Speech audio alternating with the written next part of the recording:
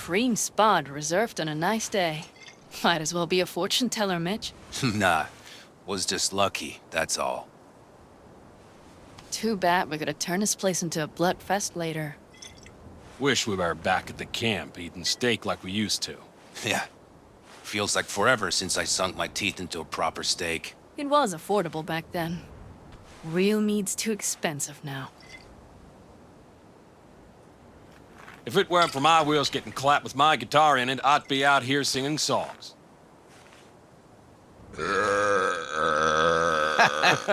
Jumped a mile, you pig. My bad.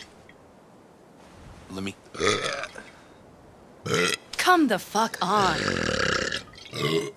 A pig, huh? Oh, shut up. My burp's better.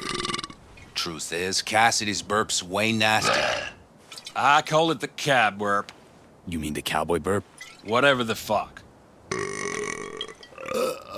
Let me know when your gonks are done.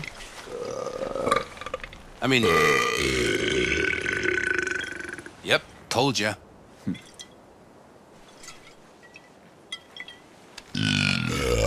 It's time, knuckleheads.